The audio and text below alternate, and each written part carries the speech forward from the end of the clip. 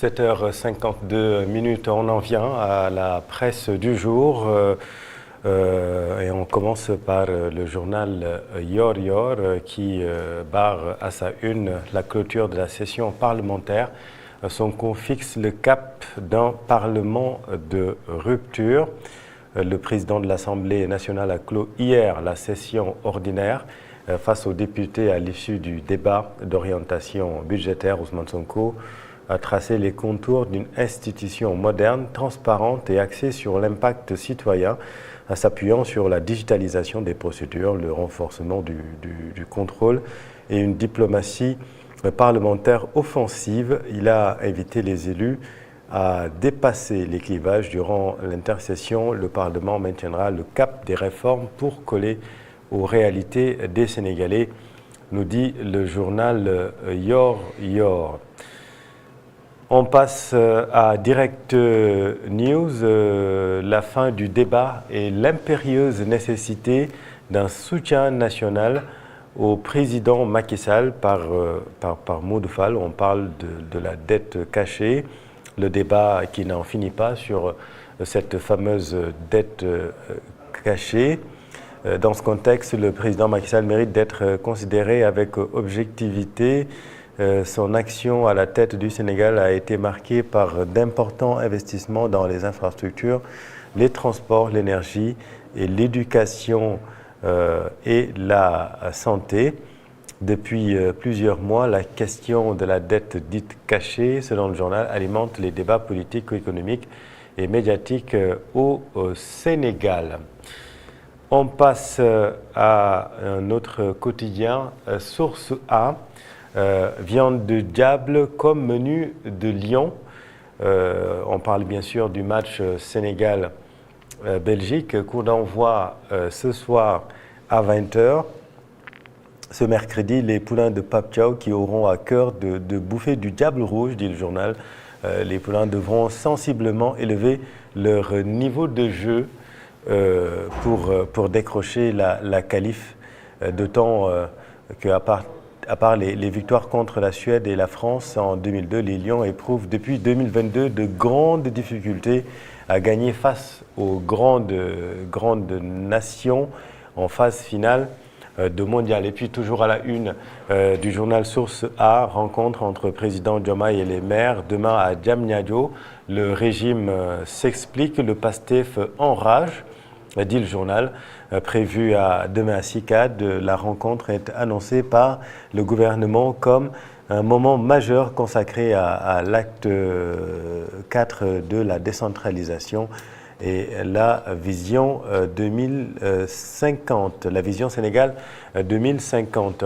Et puis toujours à la une de Source A, les résultats, on parle du certificat de fin d'études élémentaires, un taux de réussite record de 94,49%, les résultats globaux, à lire donc dans le quotidien Source A. Et puis référendum pour la révision de la Constitution, le PDS, le Parti démocratique sénégalais, vote non et tacle Sonko, dit le quotidien Source A.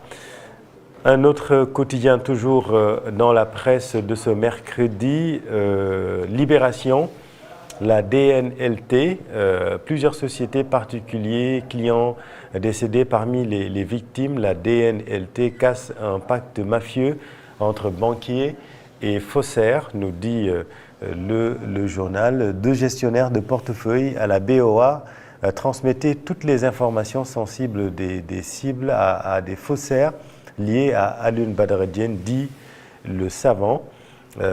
C'est une exclusivité donc du quotidien Libération. Et puis en foot, Coupe du Monde, le Sénégal affronte la Belgique ce mercredi. Les Lions face à l'obligation de gagner, dit le journal Libération.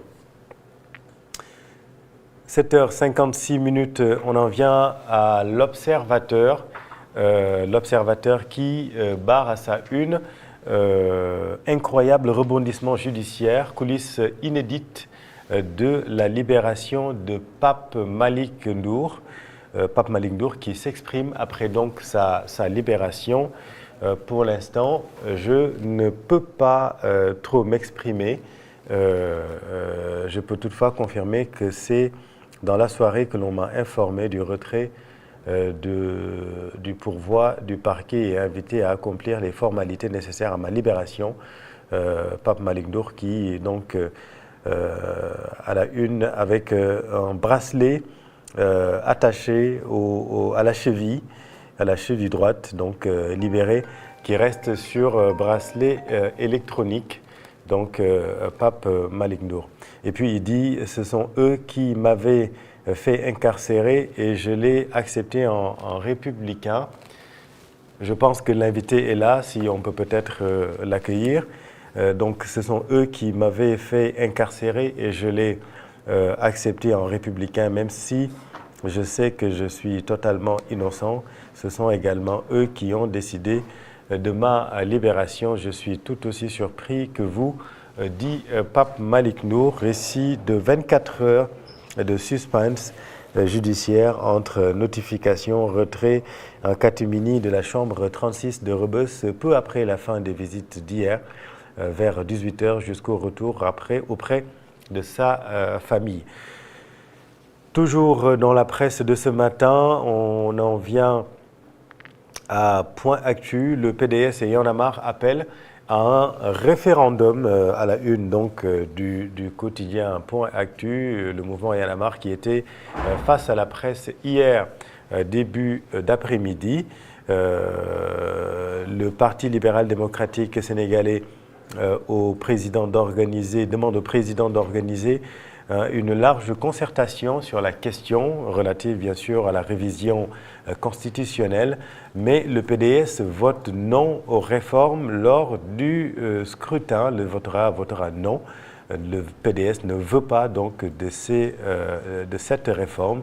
Il y en a marre qui dénonce un forcing.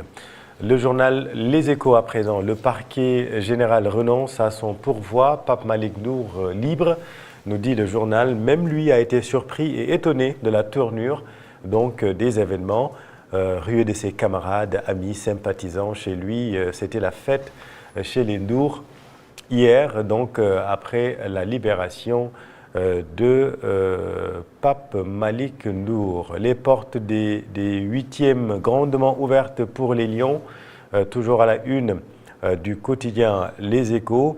Edouard Mendy, le grand absent des Lions, le casse-tête de Rudy Garcia. Rudy Garcia qui est l'entraîneur, le sélectionneur des Belges, qui connaît bien Idrissa Gana Gueye pour l'avoir eu, souvenez-vous, dans le nord de la France, à Lille.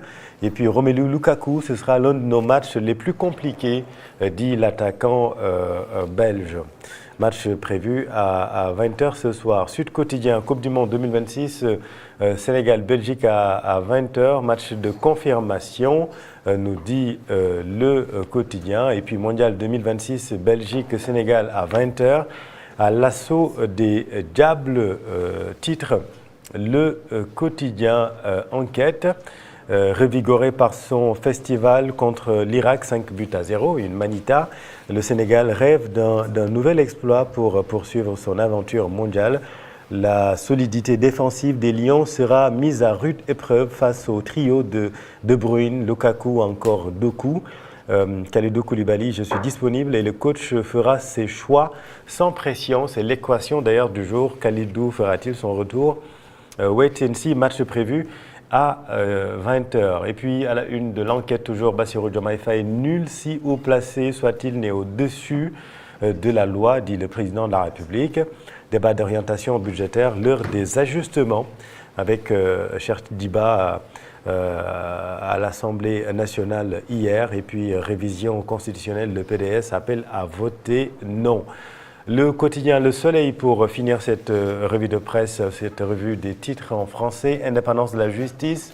Le président réaffirme son engagement, dit l'astre de Anne, en président hier. Bassirou Diomaye Faye, la cérémonie des remises des diplômes aux magistrats de la promotion 2024-2026. Le chef de l'État a réaffirmé les principes fondamentaux qui doivent garantir l'indépendance de la justice. Et puis, recettes issues des hydrocarbures, 703,2 milliards de francs CFA attendus entre 2027 et 2029, nous dit le quotidien. Et puis la campagne agricole, également le budget porté de 120 à 130 milliards de francs CFA.